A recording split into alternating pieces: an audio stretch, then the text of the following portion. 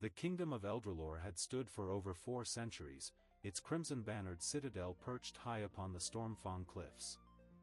It was said the throne of the realm was carved from the petrified heart of an ancient dragon, giving it its blood-red sheen and its fabled name, the Crimson Throne. For generations, kings and queens had ruled with valor and wisdom, though whispers in the taverns claimed that the throne itself chose its ruler, binding them to a destiny larger than mortal ambition. Young Prince Caelan Windmere had never believed such tales. At 15, he was more inclined to spend his mornings racing horses through misty meadows with his younger sister Lyanna than attending lessons on diplomacy. Yet as summer drew near, and the horizon burned gold each dawn, he felt the weight of unseen eyes upon him, as though the throne itself had begun to notice his restless spirit. Life within the royal family had always been complicated. Caelan's father, King Aldred, was a proud but aging ruler whose health had waned since the last border skirmish. Queen Isolde, wise and steadfast, managed courtly affairs while shielding her children from looming political storms.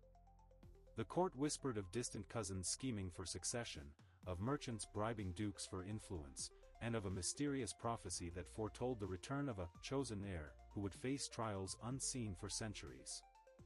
Despite these rumors, Caelan clung to the ordinary joys of youth, exploring castle towers, sneaking warm honey cakes from the kitchen, and wandering forbidden forest paths with Lyanna and their loyal hound, Bramble. But everything changed on the eve of the summer solstice feast, when the royal seer arrived unannounced, her silver staff gleaming beneath a blood-red sunset. The great hall was alight with preparations, garlands of crimson and gold, tables laden with candied fruits, and musicians tuning lutes for the evening revelry. Caelan, dressed reluctantly in a ceremonial tunic stitched with dragon motifs, slipped away to the balcony overlooking the sea. He dreamed of escaping court life altogether, of sailing across uncharted waters like the legendary adventurers in old scrolls. That dream shattered when Lyanna burst onto the balcony, her braids flying, eyes wide with excitement. "Cael! You must come. The seer, she's speaking of you," she cried, grabbing his sleeve. Confused and uneasy, Caelan allowed her to drag him through the throng of nobles to the throne dais. The seer, an elderly woman with hair as white as frost and eyes like storm clouds, knelt before the throne, chanting in a tongue older than the kingdom itself. Courtiers fell silent. The queen's hand tightened around the king's. Finally, the seer's voice rose like a bell. "The crimson throne stirs. The blood of dragons awakens once more. The true heir shall journey beyond the veil of safety, face the trials of honor, and return to claim the throne not by birthright, but by heart's courage." Her gaze turned sharply to Caelan, cutting through the silence like a sword. "It begins with you, young prince." Gasps rippled through the hall. Caelan's heart hammered in his chest. He wanted to laugh, to deny it outright, but the weight of her stare rooted him in place. The king's voice, deep yet trembling, finally broke the hush. "Madness," Aldred declared. "My son is but a boy. The throne needs no trials." But Queen Isolde's eyes told another story, one of recognition, perhaps even belief. "Prophecies do not visit us idly, my king," she said softly. "Perhaps the throne indeed calls for him." That night, Caelan lay awake in his chamber, staring at the flickering shadows cast by moonlight through stained glass. He remembered the seer's words, the way they resonated deep in his chest. Lyanna snuck into his room past midnight, clutching a small lantern. She looked more determined than ever. "We can't ignore this," she whispered. "If the trials are real, you'll need help. And you're not going alone." Caelan sat up, torn between fear and a strange exhilaration. "And what if it's just another old tale? What if I'm not meant for this?" Lyanna grinned with her usual stubborn spark. "Then we'll find out together. The best adventures always begin with a little doubt." The following morning, before the court awoke, the siblings slipped from the castle, cloaked in travel gear and armed with little more than a compass and Bramble's keen nose. Guided by whispers from old maps and fragments of forgotten songs, they ventured into the verdant wilds, a forest said to conceal ancient ruins tied to the throne's power. As sunlight pierced through emerald canopies, the world beyond castle walls unfolded, talking ravens carrying cryptic messages, enchanted rivers where reflections told hidden truths, and villages where folk spoke of mysterious trials awaiting the rightful heir. Yet danger was not in sword or fang, but in choices that could fracture bonds of trust or awaken courage neither sibling knew they possessed. Thus began their journey, one that would weave family, magic, and destiny into a tale that no courtly historian could ever predict. The verdant wilds were nothing like the well-tamed royal gardens Caelan and Lyanna had grown up in. Ancient trees twisted skyward like great emerald spires, their roots snaking across mossy paths. Strange glowing mushrooms dotted the forest floor, casting a soft, otherworldly light in shaded glens. Bramble trotted ahead with his tail wagging, occasionally barking at squirrels that darted between branches. By midday, the siblings reached a clearing where an enormous stone arch stood, half buried under creeping vines. The runes etched into it pulsed faintly, as though breathing with the forest itself. A raven, black as night with silver-tipped feathers, perched atop the arch and cawed. Lyanna stepped forward first, brushing away the vines to trace the runes with her finger. "This must be one of the markers mentioned in the old songs," she whispered. "It says, only those bound by true blood and fearless heart may pass into the realm of trials." Caelan frowned, glancing at the raven, which now stared intently at him. "And what if I'm neither?" Before Lyanna could answer, the raven spoke, not in the crude mimicry of trained birds, but with a clear, knowing voice. "Heir of crimson, shadow of dawn, you doubt because you have yet to see your own flame. Step through, and truth shall follow." The siblings exchanged startled looks. Caelan's breath hitched, yet a pull deep in his chest urged him forward. Taking Lyanna's hand, he crossed the arch. A sudden wind swirled around them, carrying leaves into a glowing spiral. The world shimmered, and in the blink of an eye, they stood somewhere else entirely. They found themselves atop a vast plateau overlooking a silver lake, the horizon tinged with twilight though no sun or moon hung above. In the center of the plateau stood a circular stone platform with 4 tall obelisks, each carved with ancient symbols of courage, wisdom, kindness, and unity. An elderly man dressed in flowing robes the color of starlight emerged from between the obelisks. His beard glimmered like spun silver, and his eyes held a warmth that felt both alien and familiar. "Welcome, children," the man greeted, voice echoing gently across the plateau. "I am Sarathiel, keeper of the trials. Long has it been since the Crimson Throne called upon an heir. Your journey begins here." Caelan tried to speak but found his words tangled. Lyanna stepped in, her chin raised boldly. "Are you saying my brother must pass these trials to become king?" Sarathiel's smile deepened. "Not merely king. The throne does not seek rulers of title alone. It seeks a heart unbroken by fear, a spirit that values others above itself. Only by facing these trials shall one prove worthy." "What trials?" Caelan asked, finally finding his voice. The keeper gestured to the 4 obelisks. "Each trial reflects a virtue the throne demands. Courage, wisdom, kindness, and unity. Succeed, and the throne shall awaken for you. Fail," he glanced at the shimmering lake below. "And the realm shall close, awaiting another generation." Despite his fear, Caelan's resolve hardened. "I'll face them," he said quietly. Lyanna squeezed his shoulder in silent support. The first trial began at dawn, or what passed for dawn in this strange twilight realm. Sarathiel led them to the edge of a deep chasm bridged only by narrow, crumbling stones. Mist rose from the depths, obscuring what lay below. Across the gap, a faint golden light glimmered. "This is the trial of courage," Sarathiel explained. "You must cross without faltering, guided not by sight but by trust in your own heart. The path will shift with every doubt, Caelan swallowed hard. Heights had never been his strength. Yet when Lyanna offered to go first, he shook his head. No, if this is meant for me, I should lead. He stepped onto the first stone. It wobbled beneath his boots. Each step forward felt like walking on a whisper, stones crumbling and reforming as though testing his conviction. Midway across, a phantom storm howled through the chasm, tearing at his cloak. Fear clawed at his chest. Then he heard Lyanna's voice behind him, "I'm right here, Cael. Just breathe." He shut his eyes, imagining her steady hand in his. The fear ebbed, and the stones beneath him solidified.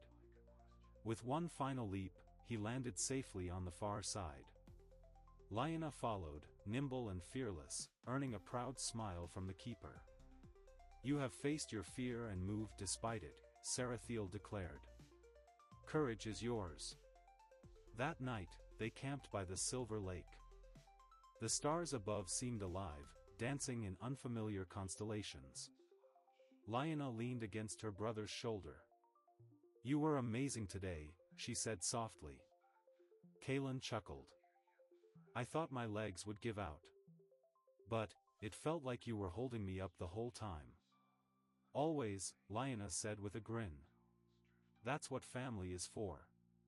Unbeknownst to them, the lake's reflection shimmered differently that night, as if unseen forces watched over the young heir and his sister, quietly rooting for their success. The sun rose slowly, painting the sky in hues of lavender and rose. Caelan and Lyanna awoke to the gentle hum of the Silver Lake. The next trial awaited, the trial of wisdom. Sarathiel met them at the water's edge, a calm smile on his face. "Wisdom," he began, "is not just knowledge, but the understanding of when and how to use it. Your task is simple, yet profound: answer the riddle of the whispering stones." He led them to a small circle of smooth, pale stones nestled in the grass. As they approached, the stones began to hum softly, each emitting a faint glow. A voice, neither male nor female, echoed around them. "I speak without a mouth, hear without ears. I have no body, but I come alive with wind. What am I?" Caelan furrowed his brow, the riddle stirring thoughts of ancient songs and elemental spirits. Lyanna knelt beside a stone, her fingers tracing its surface as she closed her eyes. The wind stirred gently, carrying whispers that only she seemed to hear. "An echo," she said after a moment, opening her eyes to meet Caelan's questioning gaze. Before he could speak, the stones pulsed brighter, the hum growing louder, and then, silence. Sarathiel nodded approvingly. "Correct. Wisdom is born of listening, not just hearing." Their path next led to the trial of kindness. The siblings entered a lush grove where flowers bloomed in impossible colors, and the air smelled sweet with life. But at the center was a wounded stag, its leg trapped beneath a fallen branch. Lyanna stepped forward instinctively, but Caelan hesitated, worried of causing more harm. They carefully lifted the branch together, freeing the creature. The stag's eyes shimmered with gratitude, and it bowed its head before disappearing into the woods. A soft voice filled the grove: "Kindness is the courage to care, even when it is hard." The final trial, unity, was the most challenging. Sarathiel explained that Caelan and Lyanna must face it together, combining all they had learned. They entered a cavern where shadows danced upon the walls, and 4 paths lay before them, each whispering doubts and fears. To succeed, they had to choose the same path without speaking. Heartbeats synchronized, they stepped forward, each choosing the path of intertwined roots. The cavern seemed to shift as they walked, testing their trust and unity. Moments of darkness tried to separate them, but holding hands tightly, they pressed on. Emerging into sunlight, Sarathiel awaited with a smile. "Together, you have shown the strength of family and the power of unity." Back on the stone plateau, the crimson throne pulsed with life, glowing a deep, warm red. The prophecy fulfilled, the throne awaited its true heir. Caelan approached it slowly, hands trembling. As he touched the carved dragon's heart, a surge of warmth spread through him, not of power, but of purpose. The throne accepted him. Queen Isolde's voice echoed from beyond the veil, "The kingdom is safe in your hands, my son." Lyanna beamed with pride. "You did it, Caelan." He smiled, knowing the journey was just beginning, but confident in the strength of his heart and family. News of the prince's triumph spread like wildfire through Eldralore. From the bustling marketplaces to the quietest hamlets, songs and stories celebrated Caelan's courage and wisdom. Yet, the young heir knew the trials were only the beginning. The kingdom's peace still trembled under the shadows of old rivalries and whispered threats. Back at the castle, preparations for the coronation were underway. The great hall shimmered with banners of crimson and gold, and courtiers bustled like busy bees. But beneath the surface, currents of tension twisted unseen. One evening, as Caelan wandered the castle gardens, Queen Isolde approached him, her eyes soft but serious. "The throne chooses not only for strength but for heart," she said, placing a gentle hand on his shoulder. "But many will challenge you, both within these walls and beyond. You must be ready." Caelan nodded. "I want to learn everything, about the kingdom, its people, its dangers. I don't want to fail." She smiled, handing him an ancient leather-bound book. "This belonged to your grandfather. It holds the history and secrets of Eldralore. Study it well." Days passed in a whirlwind of lessons, council meetings, and quiet moments stolen in the library's shadowed alcoves. Among the tutors was a mysterious scholar named Meleys, whose knowledge of ancient lore and forgotten magic intrigued Caelan. One afternoon, Meleys led Caelan to a hidden chamber beneath the castle. Flickering torchlight revealed murals depicting legendary heroes and lost kingdoms. "Your family's legacy is woven with magic," Meleys explained. "The throne's power is not just symbol, it's a bond with the land, the people, and the old magic that guards them. To rule wisely, you must understand and respect that." Meanwhile, Lyanna had her own path. She spent her days among the villagers, learning their stories, hopes, and struggles. Her laughter was a balm in troubled times, and her kindness forged bridges where walls had once stood. One evening, she stood before the Hearthfire Tavern, listening to the hum of voices and the clinking of mugs. A young merchant approached her, worried about bandits troubling the trade routes. "I wish I could help," Lyanna said, "but I'm no warrior." The merchant smiled warmly. "Sometimes, courage is about standing for others, even when you feel small. Maybe that's the greatest strength of all." As the coronation day neared, Caelan and Lyanna reunited under the ancient oaks. Together, they shared their lessons and dreams, ready to face the future hand in hand. The kingdom awaited its new king and the promise of a brighter dawn. The day of the coronation dawned bright and clear, the sky a canvas of soft blues and golds. Eldralore's citizens gathered in the castle courtyard, their faces alight with hope and anticipation. Flags fluttered in the gentle breeze, and the air was filled with the scent of blooming roses and fresh bread. Caelan stood beside Queen Isolde, his ceremonial robes heavy but his heart lighter than it had ever been. Lyanna was at his side, a steady presence and a reminder of the journey that had brought them here. As the High Chancellor stepped forward to begin the rites, the great doors of the hall creaked open. A hush fell. From the shadows emerged Lord Marvek, a distant cousin with a sharp gaze and a calculating smile. His arrival sent ripples through the crowd.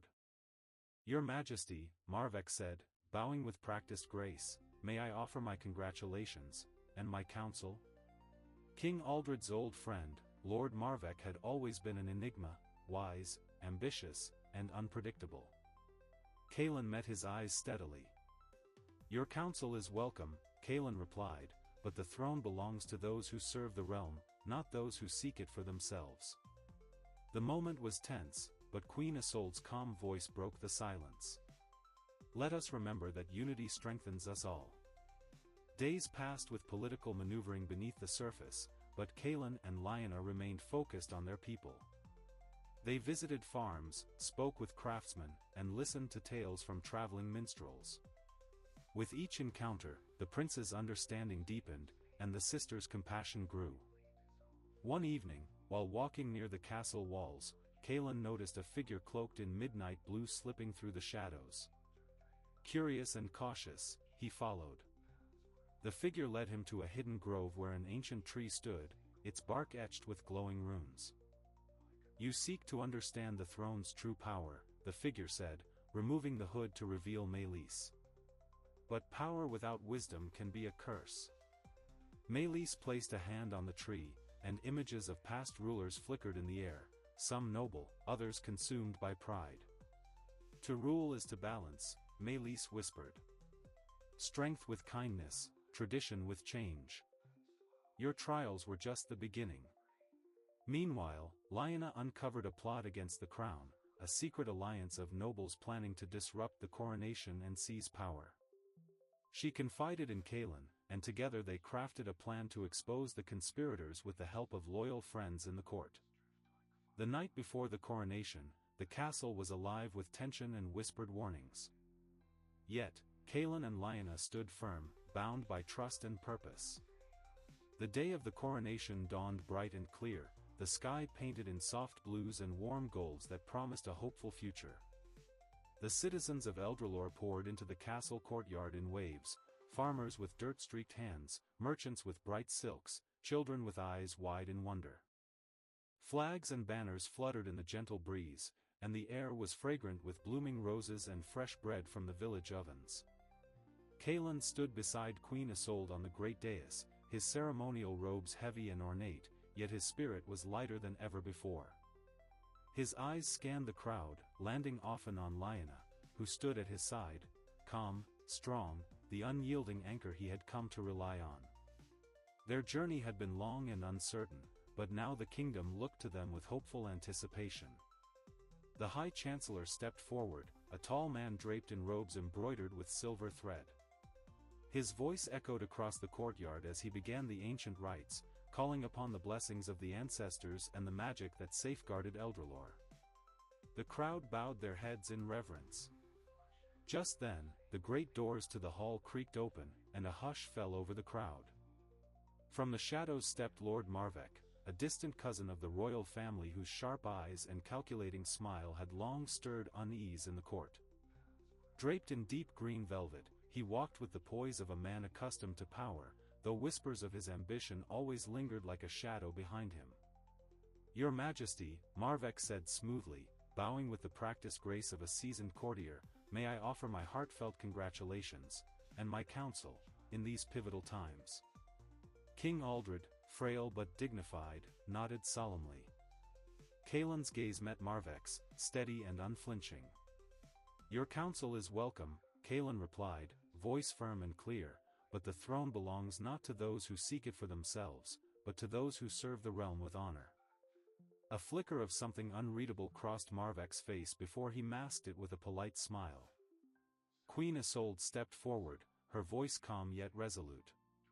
"Let us remember that unity, not division, shall strengthen Eldralore for the generations to come."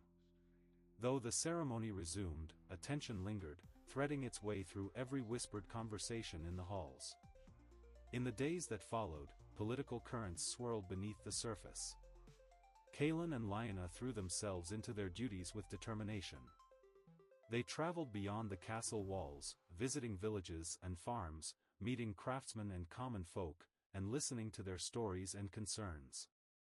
The prince learned that rulership was as much about listening as it was about leading. One cool evening, as the sun dipped low, Caelan wandered near the castle's ancient stone walls, his thoughts heavy. A figure cloaked in midnight blue slipped silently through the shadows. Intrigued and cautious, Caelan followed, heart pounding. The figure led him to a hidden grove where an ancient oak tree stretched skyward, its bark etched with glowing runes that pulsed softly in the twilight. "You seek to understand the throne's true power," the figure said, stepping from the shadows to reveal Meleese, the scholar and keeper of forgotten lore. Her eyes shone with quiet wisdom. "But power without wisdom," she continued, "is a flame that can consume everything it touches." Meleys placed her hand upon the tree, and images flickered in the air, scenes of past rulers, some noble and beloved, others consumed by pride and ambition. Their triumphs and failures spun in a silent tale. To rule is to balance, strength with kindness, tradition with change, Meleys whispered. Your trials have shown your courage and heart, but the true challenge is yet to come. Meanwhile, Lyanna was not idle. Her visits to the villages brought whispers of a darker secret, a clandestine alliance of nobles plotting to disrupt the coronation and seize power by force. They feared a new king who sought change and unity. With careful resolve, Lyanna confided in Caelan, and together they crafted a plan. Loyal friends in the court, the captain of the guard, a trusted steward, and even a few unexpected allies, prepared to expose the conspirators. The night before the coronation, the castle was alive with tension. Shadows lengthened, and quiet footsteps echoed through empty halls. But Caelan and Lyanna stood together in the candlelit chamber, their hands clasped, ready to face whatever storm awaited. This kingdom, Caelan said quietly, is more than a throne. It's our home. We will protect it, together. Lyanna smiled, fierce and unwavering. Together. The next morning, as the sun rose again to gild the banners and fill the air with light, the conspirators made their move. But the careful plans of Caelan and Lyanna, combined with the loyalty of their allies, turned the tide. The would-be usurpers were unmasked before the crowd, their plots laid bare. Rather than met with fury, the prince showed mercy, a reminder that true strength was tempered with compassion. Cheers rose like thunder through the courtyard. The kingdom stood united, ready to step forward into a new age. Caelan ascended the steps to the crimson throne, the ancient dragon heart glowing beneath his touch. The weight of the crown settled upon him, not as a burden, but as a promise. His voice rang out clear and true. I vow to rule with courage, wisdom, kindness, and unity, the virtues that have guided me and will guide Eldralore. Together, we will write the next chapter of our story. Lyanna stood beside him, eyes shining with pride. The kingdom had found its true heir, not by blood alone, but by heart. The coronation feast that followed was unlike any Eldralore had seen in generations. The great hall shimmered with golden candlelight reflecting off crystal goblets and polished armor. Music and laughter filled the air, weaving through the rows of long tables laden with the kingdom's finest fare, honey-glazed pheasant, spiced root vegetables, and sweet berry tarts crowned with cream. Yet amidst the revelry, Caelan's gaze often drifted beyond the jubilant faces to the horizon where the first stars began to appear. The journey ahead was uncharted, full of challenges the trials had only hinted at. But he knew one truth deep in his heart: he would never face them alone. After the feast, Caelan and Lyanna stepped onto the castle balcony overlooking the sprawling lands they now pledged to serve. The cool night air carried the scent of wildflowers and distant sea spray. "Do you think we're ready?" Lyanna asked quietly, her voice barely more than a whisper. Caelan smiled, his eyes reflecting the myriad stars. "Not for everything. But we'll face it, together." Suddenly, a soft rustling came from the shadowed gardens below. From the darkness emerged Sarathiel, the keeper of the trials, his silver robes glowing faintly in the moonlight. "You have passed well, heir of the Crimson Throne," he said, voice gentle yet powerful. "But the true test is yet to come. The kingdom's destiny rests not only on courage and wisdom, but on the bonds you forge." Sarathiel extended a hand, revealing a delicate pendant glowing with inner light, a dragon entwined in a circle of runes. "This," he explained, "is the heart of Eldralore.